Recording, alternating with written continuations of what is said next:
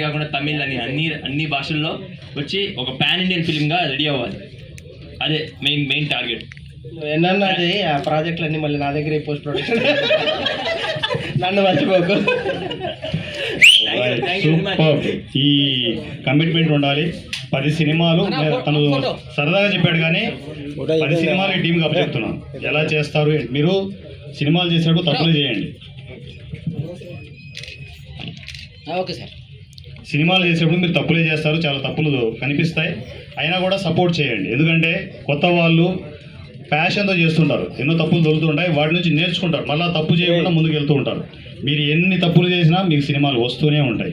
వాటిని కరెక్ట్ చేసుకుంటూ ముందుకు వెళ్తుండే డెవలప్ అవుతూ ఉండండి. ఓకేనా? All the best.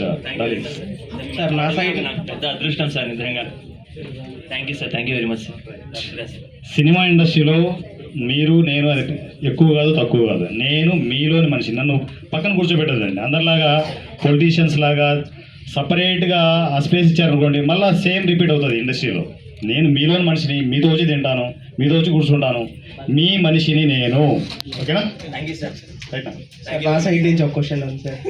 నాకు నుంచి 100 రూపాయలు తీసుకుంటాను. ఇది వేరే అది వేరే. తీసుకుంటాను 100 తీసుకొని తర్వాత, ఎందుకంటే అక్కడ వెయిట్ చేస్తున్నాం, పెద్దవాళ్ళందరూ వెయిట్ చేస్తున్నాం. మీకు స్పెషల్ సరే పర్మిషన్ ఏంటంటే ట్రైన్ టైం అవుతుంది. 100 తీసుకుంటారు. 100 తీసుకోకుండా నేను అసలు క్వశ్చన్ అడిగితే ఆన్సర్ చెప్పను. ఎస్పెషల్లీ మీడియా పీపుల్కి ఎందుకు నేను చెప్పను అంటే, మీ 100 మీ అకౌంట్లో పడితే ఒక ధైర్యం వస్తుంది. సూర్య సార్ ఉన్నాడనే ధైర్యం వస్తుంది. ఆ ధైర్యం మిమ్మల్ని చాలా దూరం తీసుకెళ్తుంది. నేను ఒకటే మీ నుంచి నేను మీడియా పీపుల్ దగ్గర నుంచి నేను కోరుకునేది ఏంటంటే, ఈసీని స్ప్రెడ్ చేసేయండి. ఎక్కడ చూసినా కూడా ఈసీనే ఉండాలి, అందరూ బాగుండాలి. ఈసీ స్ప్రెడ్ అవుతేనే తెలుగు సినిమా ఇండస్ట్రీలో చిన్న సినిమాలు బాగుంటాయి. గుర్తుపెట్టుకోండి. ఇక్కడ సినిమా ఇండస్ట్రీకి ఏది కూడా మనం అగ్నెస్ట్గా చేయట్లేదు. నేను పెద్దవాళ్ళ వ్యవహారం కాసేపు చెప్తాను. నేను చిన్న సినిమాలు నేను చేస్తున్నాను. కొందరికి క్వశ్చన్స్ ఏమైనా ఉండొచ్చు, వీళ్ళలో కూడా క్వశ్చన్ అడగచ్చేమో, పెద్దవాళ్ళు ఊరుకుంటారా అని చెప్పేసి. నేను వాళ్ళను డిస్టర్బ్ చేయడానికి నేనేమి వాళ్ళని డిస్టర్బ్ చేయట్లే. ఎక్కడ కూడా చిన్న సినిమాలను మీద చేసుకుంటూ వెళ్తున్నాము. పెద్దవాళ్ళతో నేను బిజినెస్ చేయబోతున్నాను. ఇక ఈ పాటికి అర్థమై ఉండాలి.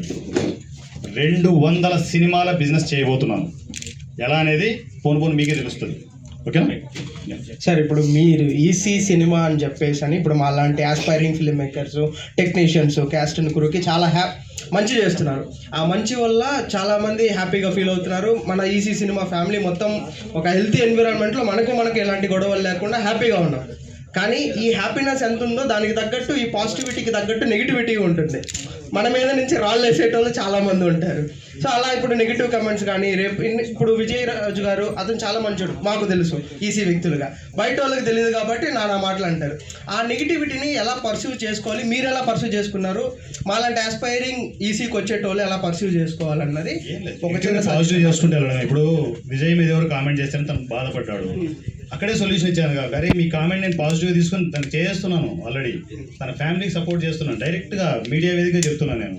ఎందుకంటే ఏంటి, ఎప్పుడూ కూడా ఎవరైనా రాలేసారనుకో, మనం మంచి పనులు చేస్తున్నాం, ఎవరైనా రాలేసనుకో క్యాచ్ పట్టుకొనేసి బిల్డింగ్ కట్టుకుంటే వెళ్దాం. ఈ క్వశ్చన్ నేను ఎందుకంటే మీ దగ్గర నుంచి మోటివేషన్గా నెగిటివిటీని ఎలా హ్యాండిల్ చేయాలని నేర్చుకోవడానికి సార్. నెగిటివిటీ సూర్య దగ్గర తట్టుకోలేదు. డేంజర్, వెరీ డేంజరస్ సూర్య.